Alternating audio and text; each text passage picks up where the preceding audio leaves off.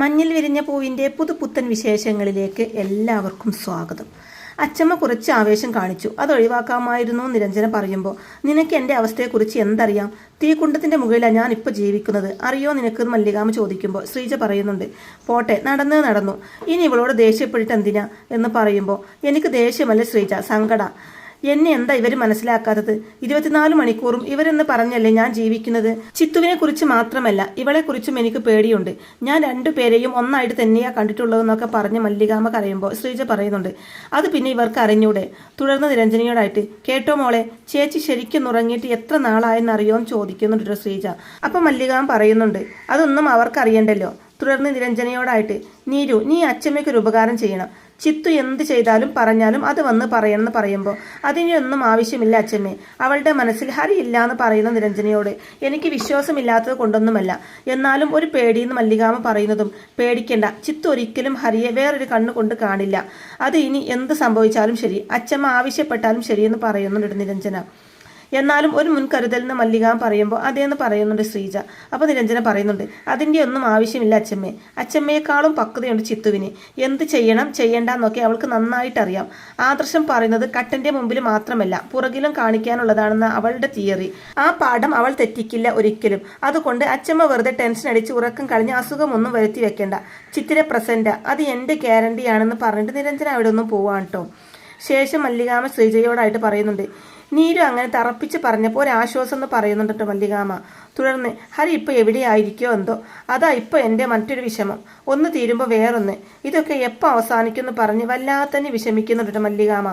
അതിനുശേഷം കാണിക്കുന്നത് റിസപ്ഷനിൽ നിന്ന് ഹരിയോട് പറയുന്നുണ്ട്, ഒരു സപ്ലൈയുടെ ഒഴിവ് വന്നിട്ടുണ്ട്. ഇവിടെ അടുത്ത് തന്നെയുള്ള ഒരു ഹോട്ടലില്ല. താല്പര്യമുണ്ടെങ്കിൽ പോകാം, തൽക്കാലം പിടിച്ചു നിൽക്കാം. ഡ്രൈവറുടെ ഒഴിവ് വരുമ്പോൾ അതിലേക്ക് കയറാലോ, പറ്റുമെങ്കിൽ ഇപ്പോൾ പറയണം.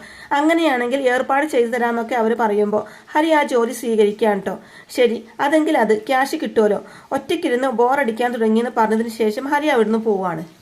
അതിനുശേഷം മല്ലികാമ്മ ശ്രീജയോടായിട്ട് ചോദിക്കുന്നുണ്ട്, അവൾക്ക് നല്ല വിഷമമുണ്ട് ഹരി പോയതിൽ അല്ലേന്ന് ചോദിക്കുമ്പോൾ, ഉണ്ടെന്നാ തോന്നുന്നത് എന്ന് പറയുന്നുണ്ട് ശ്രീജ. അവൻ ഇങ്ങനെ ചെയ്യുന്ന ഒരിക്കലും ഞാൻ വിചാരിച്ചിരുന്നില്ല. ഒരു സമയത്ത് അവൻ ഇവിടുന്ന് പോണെന്ന് ആഗ്രഹിച്ചവളാ ഞാൻ. പക്ഷേ ഇപ്പോൾ അവൻ പോയെന്ന് കേട്ടപ്പോൾ എന്താണെന്നറിയില്ല. സത്യം പറഞ്ഞാൽ എനിക്കതിന് നല്ല വിഷമമുണ്ട് എന്നൊക്കെ മല്ലികാമ്മ പറഞ്ഞ് കരയുമ്പോൾ, അതേ വിഷമം തന്നെയാ ചിത്തുവിനെന്ന് പറയുന്നുണ്ട് ശ്രീജ. അപ്പോൾ മല്ലികാമ്മ പറയുന്നുണ്ട്, അവൾ കരുതുന്നുണ്ടാകും അവൾ കാരണം ഹരിക്ക് ഇങ്ങനെ പോവേണ്ടി വന്നതെന്ന്. പാവം കുട്ടികൾ, ഞാൻ കാരണം ഇവരിത് എന്തൊക്കെയാണ് അനുഭവിക്കുന്നത്. പക്ഷേ എൻ്റെ ഭാഗത്ത് നിന്ന് നോക്കുമ്പോൾ ഞാൻ ചെയ്തതിലൊരു തെറ്റുമില്ല. എൻ്റെ സ്ഥാനത്ത് നിൽക്കുന്ന ഏതൊരു സ്ത്രീയും ഇങ്ങനെയൊക്കെ ചെയ്യണമെന്ന് പറയുന്നുണ്ട്. തുടർന്ന് ശ്രീജയോടായിട്ട്, നിനക്കൊരു മകളുണ്ടായിരുന്നെങ്കിൽ അവളാ ഇങ്ങനെയൊക്കെ ചെയ്തതെങ്കിൽ നീയും ഇതുപോലെ തന്നെ അല്ലേ പെരുമാറുള്ളൂ എന്ന് മല്ലികാമ്മ ചോദിക്കുമ്പോൾ, അതെ, ഇങ്ങനെ തന്നെയാ ഞാനും പെരുമാറുക എന്ന് ശ്രീജയും പറയുമ്പോൾ, അപ്പോൾ ഞാൻ ചെയ്തതിൽ ഒരു തെറ്റുമില്ല. എനിക്ക് കുറ്റബോധം തോന്നേണ്ട ആവശ്യവുമില്ല. എന്നാലും എൻ്റെ കുട്ടി വിഷമിക്കുന്നത് കണ്ടു നിൽക്കാൻ എനിക്ക് കഴിയില്ല. അവളുടെ മനസ്സൊന്ന് മാറ്റണം. അതിന് നമുക്ക് എല്ലാവർക്കും കൂടെ ഒരു യാത്ര പോയാലോ ശ്രീജ? കുറച്ച് അമ്പലങ്ങളിലൊക്കെ കയറി 1-2 ദിവസങ്ങളൊക്കെ കഴിഞ്ഞ് നമുക്ക് തിരിച്ചു വരാമെന്നൊക്കെ മല്ലികാമ്മ പറയുമ്പോൾ, നല്ലതാ, എല്ലാത്തിനും മനസ്സൊന്ന് മാറാൻ അത് സഹായിക്കുമെന്ന് പറയുന്നുണ്ട് ശ്രീജ. ഇത് ഞാൻ പറഞ്ഞാൽ ചിലപ്പോൾ അവൾ സമ്മതിച്ചെന്ന് വരില്ല. നീ വേണം ഇതിന് സമ്മതിപ്പിക്കാന്ന് പറയുമ്പോൾ ഞാൻ ചെയ്യാമെന്ന് പറയുന്നുണ്ട് ശ്രീജ. അവൾക്ക് പഠിത്തത്തിലുള്ള ശ്രദ്ധ കുറച്ച് കുറഞ്ഞിട്ടുണ്ട്. ജാതകപ്രകാരവും അവൾക്ക് നല്ല സമയമല്ല.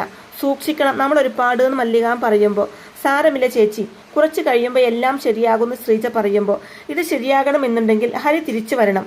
നോക്കാം, വന്നില്ലെങ്കിൽ വരുത്താൻ പല മാർഗങ്ങളും ഉണ്ടല്ലോ. ആദ്യം ഈ യാത്രയൊന്ന് നടക്കട്ടെ, അത് കഴിഞ്ഞ് ഹരിയെ കണ്ടുപിടിക്കാൻ നമുക്ക് ഇറങ്ങാം എന്ന് മല്ലികാമ്മ ശ്രീജയോടായിട്ട് പറയുന്നുണ്ട് കേട്ടോ. പിന്നീട് കാണിക്കുന്നത് ഹരിയാണെങ്കിൽ ഒരു ഹോട്ടലിൽ സപ്ലൈയുടെ ജോലിക്ക് കയറുകയാണ് കേട്ടോ. അപ്പോൾ ഹരിയോട് ഹോട്ടലിടാൻ പറയുന്നുണ്ട്. സപ്ലൈയുടെ വേക്കൻസിയാണ്, നല്ല തിരക്കുള്ള ഹോട്ടലായത്. രാവിലെ കയറിയാൽ രാത്രി ഇറങ്ങാൻ പറ്റൂ. ഭക്ഷണം ഇവിടെ കിട്ടും. സ്റ്റാഫിന് പ്രത്യേകം ഭക്ഷണം ഉണ്ടാക്കുന്നുണ്ട്. പിന്നെ ശമ്പളം ആദ്യത്തെ 6 മാസം ട്രെയിനിങ് ആയിരിക്കും. ചെറിയ തുകയെ പ്രതീക്ഷിക്കാൻ പാടുള്ളൂ. പിന്നെ ജോലി, അതിനെന്തെങ്കിലും വിട്ടുവീഴ്ച വരുത്തിയാൽ എൻ്റെ പ്രതികരണം വളരെ മോശമായിരിക്കും. ഇതൊക്കെ സമ്മതിക്കുകയാണെങ്കിൽ ജോലിക്ക് കയറിക്കോ എന്ന് ഹോട്ടലുടമ പറയുമ്പോൾ സമ്മതം എന്ന് പറയുന്നുണ്ട് ഹരി. തുടർന്ന് ഓണർ പറയുന്നുണ്ട്, ഇവിടെ യൂണിയൻ ഉണ്ടാക്കാനൊന്നും നിൽക്കരുത്. അല്ല, ഉണ്ടാക്കിയാലും പ്രശ്നമുണ്ടായിട്ടൊന്നുമല്ല. ഹോട്ടലിന്റെ സൽകീർത്തിക്ക് കളങ്കം പറ്റുന്ന എന്ത് പ്രവൃത്തി ചെയ്താലും ഞാൻ പ്രതികരിക്കും. അതിന് ഒരു മയവും ഉണ്ടാവില്ല എന്നൊക്കെ അയാൾ പറയുമ്പോൾ എല്ലാം സമ്മതിച്ചുകൊണ്ട് ഹരി ആ ജോലിക്ക് കയറുകയാണ് കേട്ടോ. ഇതേ സമയം ഇവിടെ മല്ലികാമ്മയും ചിത്തിരിയും നിരഞ്ജനയും ശ്രീജയും കൂടിയിട്ട് യാത്രക്കായിട്ട് ഇറങ്ങാൻ കേട്ടോ. അപ്പോൾ ചിത്തിരിയുടെ ആ ഒരു മൂഡ് ഔട്ട് കാണുമ്പോൾ മല്ലികാം പറയുന്നുണ്ട്, നമ്മൾ ഈ യാത്ര പോകുന്നത് ഒരു മാറ്റത്തിന് വേണ്ടിയാണ്. യാത്ര കഴിഞ്ഞ് തിരിച്ചു വരുമ്പോൾ പുതിയ ആൾക്കാരായി മാറിയിട്ടുണ്ടാവണം എല്ലാവരും എന്ന് പറയുന്നുണ്ട്. തുടർന്ന് നീ എന്താ ചിത്തു ഇങ്ങനെ മിണ്ടാതിരിക്കുന്നതും ചിത്തിരിയോടായിട്ട് ചോദിക്കുമ്പോൾ, എന്ത് മിണ്ടാനാ, എല്ലാം അച്ചമ്മ തീരുമാനിക്കുന്നു നടത്തുന്നു, അതിനിടയിൽ കയറി ഞാൻ എന്താ അഭിപ്രായം പറയാനാണെന്ന് ചിത്തിര പറയുമ്പോൾ, നിനക്ക് താല്പര്യമില്ലേ ഈ യാത്രയിലേന്ന് മല്ലികാമ ചോദിക്കുമ്പോൾ, ഉണ്ടല്ലോ അതുകൊണ്ടല്ലേ വരുന്നതും തർക്കുത്തരം പറയാണ്ട് ചിത്തിര. അത് മല്ലികാമ പറയുന്നുണ്ട്. എന്നിട്ട് എന്താ നിന്റെ മുഖത്തൊരു തെളിച്ചമില്ലാത്തതെന്ന് മല്ലികാമ വീണ്ടും ചോദിക്കുന്നതും, എല്ലാവരും എല്ലായ്പ്പോഴും ഒരുപോലെ ഇരിക്കില്ലല്ലോ അച്ഛമ്മയെന്ന് പറയുന്നുണ്ട് ചിത്തിര. അപ്പൊ നിരഞ്ജന പറയുന്നുണ്ട്, അതെ, ഇറങ്ങാൻ നേരം ഒരു കശപിശ വേണ്ട, നമ്മുടെ മൂഡിനെ അത് ബാധിക്കും. വിവാദ വിഷയങ്ങളെല്ലാം മനസ്സിൽ നിന്ന് തൽക്കാലം മാറ്റിവെക്കുക, എന്നിട്ട് യാത്ര എൻജോയ് ചെയ്യാൻ നോക്കാന്ന് പറയുന്നുണ്ട് നിരഞ്ജന. എനിക്കും അത് തന്നെയാണ് പറയാനുള്ളതെന്ന് മല്ലികാമയും പറയുമ്പോൾ ചിത്തിരക്ക് അത് മനസ്സിലായി. അവൾ അത് ശ്രദ്ധിച്ചോളൂന്ന് പറയുന്നുണ്ട് ശ്രീജ. അങ്ങനെ അവർ യാത്ര പുറപ്പെടാണ്ട് ചെയ്യുന്നത്. ഇവിടെ ഹരിയാണെങ്കിൽ ഫുഡ് സപ്ലൈ ചെയ്യുന്ന സമയത്ത് ഒരു കസ്റ്റമറിന്റെ ദേഹത്ത് ഫുഡ് വീഴുകയും അയാൾ ഹരിയെ അടിക്കുകയൊക്കെ ചെയ്യുന്നുണ്ട് കേട്ടോ. അപ്പോൾ ഇതേ സമയം ഓണർ വന്നിട്ട് സാരമില്ല പുതിയ പയ്യനാണെന്നൊക്കെ ആ സമയത്ത് പറയുന്നുണ്ടെങ്കിലും ഹരിയെ മാറ്റി നിർത്തി വഴക്ക് പറയുന്നുണ്ട് കേട്ടോ. അയാൾ മര്യാദക്ക് പണിയെടുക്കാൻ നോക്കണം, അല്ലെങ്കിൽ നിന്നെ പറഞ്ഞു വിടുന്നൊക്കെ പറഞ്ഞുകൊണ്ട് ഹരിയെ വിരട്ടുന്നുണ്ട്. പോയി ടേബിൾ ക്ലീൻ ചെയ്യാനൊക്കെ പറഞ്ഞുകൊണ്ട് ഹരിയെ ശരിക്കും ഷൗട്ട് ചെയ്യുന്നുണ്ട് അയാള്. അതിനുശേഷം അടിയൊക്കെ ഈ തൊഴിലിന് പറഞ്ഞിട്ടുള്ളതാ ഹരി, നമ്മളെല്ലാം സഹിക്കണം, അവരുടെ എച്ചില് വാരുന്നവരാ നമ്മൾ എന്നുള്ള പരിഗണന ഒന്നും ആരും തരില്ല, സൂക്ഷിച്ചാൽ നിനക്ക് ഇവിടെ നിൽക്കാം, അല്ലെങ്കിൽ തീർച്ചയായും പുറത്തു പോവേണ്ടി വരുന്നൊക്കെ മറ്റൊരു ജോലിക്കാരൻ ഹരിയോടായിട്ട് പറയുമ്പോൾ ഹരി തിരിച്ചു പറയുന്നുണ്ട്, എനിക്ക് ഡ്രൈവിംഗ് അറിയാം, ഈ ജോലി ചെയ്യേണ്ട ഗതികേടൊന്നും എനിക്കില്ലാന്ന് ഹരി പറയുമ്പോൾ, അറിയാം, പുതിയ ജോലി കിട്ടുന്നത് വരെ എങ്ങനെയെങ്കിലും പിടിച്ചു നിൽക്ക്, ഡ്രൈവിംഗ് പണി എവിടെയെങ്കിലും ഉണ്ടോന്ന് ഞാനും അന്വേഷിക്കാമെന്ന് പറയുന്നുണ്ട് ആ ജോലിക്കാരൻ. അപ്പോൾ അതേസമയം അവിടേക്ക് ഓണർ വന്നിട്ട്, അത് ശരി ഇവിടെ വന്ന് നിൽക്കുകയാണല്ലേ, അപ്പോൾ അവിടുത്തെ കാര്യം ആരും നോക്കുമെന്ന് ചോദിക്കുമ്പോൾ ആ ജോലിക്കാരൻ അവിടുന്ന് പോവാൻ കേട്ടോ. പുറകെ ഹരിയും പോവാൻ നിൽക്കുമ്പോൾ അയാൾ ചോദിക്കുന്നുണ്ട്, നിനക്കെന്താടാ ഒരു ഇഷ്ടക്കേട് പോലെ, ഞാൻ പറഞ്ഞത് പിടിച്ചില്ലേന്നും പറഞ്ഞുകൊണ്ട് ഹരിയെ ആഞ്ഞു ഓങ്ങി ഒന്ന് കൊടുക്കുന്നുണ്ട് കേട്ടോ. അതിനുശേഷം കാണിക്കുന്നത് മല്ലികാമയും നിരഞ്ജനയും ചിത്തിരയും ശ്രീജയും ഒക്കെ കൂടി ഹരി താമസിക്കുന്ന ഹോട്ടലിൽ തന്നെ താമസിക്കാനായിട്ട് എത്താൻ കേട്ടോ. അപ്പോൾ ഹരിയാണെങ്കിൽ ഇവരെ കാണുന്നത് കൊണ്ട് തന്നെ അവരെ കാണാതെ ഹരി മറഞ്ഞു നിൽക്കുന്നുണ്ട്.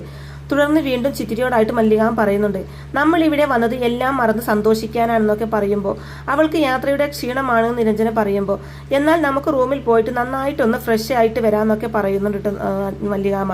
അങ്ങനെ അവർ റൂമിലേക്ക് പോകുന്നതും ഉടനെ തന്നെ ഹരി റിസപ്ഷനിൽ വന്നിട്ട് അവർ എത്ര ദിവസം ഇവിടെ ഉണ്ടാകുമെന്ന് ചോദിക്കുമ്പോൾ അത് പറഞ്ഞില്ല, ടൂർ പാർട്ടിയാണ്, ചിലപ്പോൾ നാളെ തന്നെ തിരിച്ചു പോകുമെന്ന് പറയുന്നുണ്ട് റിസപ്ഷനിസ്റ്റ്. അതിനുശേഷം മല്ലികാമ റൂം ബോയുടെ അടുത്ത് ഇവിടെ അടുത്ത് ടൂറിസ്റ്റ് കേന്ദ്രങ്ങളുണ്ടോ എന്ന് ചോദിക്കുമ്പോൾ 10-25 കിലോമീറ്റർ പോയാൽ ഒരു സ്ഥലമുണ്ട്, അവിടെ ഒരു ലേക്കിംഗ് ബോട്ടിംഗ് ഒക്കെയുണ്ട്, പിന്നെ ഇവിടുത്തെ ഏറ്റവും പ്രധാനപ്പെട്ട ടൂറിസ്റ്റ് കേന്ദ്രം എന്ന് പറയുന്നത് തൊട്ടടുത്തുള്ള അമ്പല, എന്ത് പ്രാർത്ഥിച്ചാലും നടക്കും, അതാണ് ഇവിടുത്തെ പ്രത്യേകത എന്നൊക്കെ അയാൾ പറയുമ്പോൾ ഉടനെ തന്നെ ചിത്തിര പറയുന്നുണ്ട്, നുണ, എന്ത് പ്രാർത്ഥിച്ചാലും നടത്തി തരാനല്ല ദൈവങ്ങൾ ഇരിക്കുന്നത് എന്ന് പറയുമ്പോൾ മറ്റുള്ള സ്ഥലങ്ങളെ കുറിച്ച് എനിക്കറിയില്ല, ഇവിടെ അങ്ങനെയാണ്, അല്ലെങ്കിൽ പ്രാർത്ഥിച്ചു നോക്ക് ഫലം ഉണ്ടാകുന്നത് കാണാമെന്ന് പറയുന്നുണ്ട് അയാള്.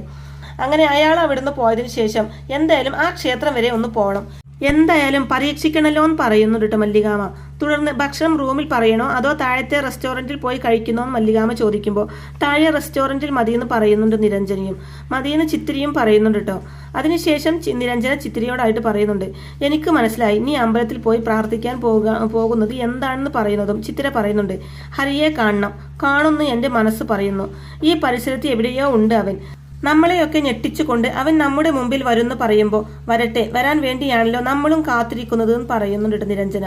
തുടർന്ന് പറയുന്നുണ്ട്, ഞാൻ പണ്ട് കരുതിയിരുന്നത് ഹരിക്ക് നല്ല ധൈര്യം ഉണ്ടാവുന്ന, എവിടെ, ഹരിയെക്കുറിച്ചുള്ള എൻ്റെ പ്രതീക്ഷകൾ മുഴുവനും തെറ്റി, എല്ലാരെ പോലും തന്നെയാ അവനും, വെല്ലുവിളികൾ നേരിടാനുള്ള ചങ്കൂറ്റം അവരില്ലാന്ന് നിരഞ്ജന പറയുമ്പോൾ സാഹചര്യങ്ങളൊക്കെ അല്ലേ നീരു ഓരോരുത്തരെയും ധീരന്മാരും ഭീരുകളും ഒക്കെ ആക്കുന്നത്, എനിക്ക് വേണ്ടിയാ അവൻ പോയത്, ഞാൻ അവനെ ഒരിക്കലും കുറ്റപ്പെടുത്തില്ല, ദേഷ്യമുണ്ട് അങ്ങനെ ചെയ്തതിൽ, പക്ഷേ കുറ്റപ്പെടുത്തില്ല, പല സന്ദർഭങ്ങളിൽ മനുഷ്യരും പല രീതിയിൽ പെരുമാറും, അത് വെച്ച് നമുക്ക് അവരെ വിധി എഴുതാൻ പറ്റില്ലല്ലോ, നീയും പ്രാർത്ഥിക്കണം ഹരിയെ തിരിച്ചു കിട്ടാൻ എന്നൊക്കെ ചിത്തിര പറയുമ്പോൾ അത് ഞാൻ ഏറ്റവും പറയുന്നുണ്ട് നിരഞ്ജന.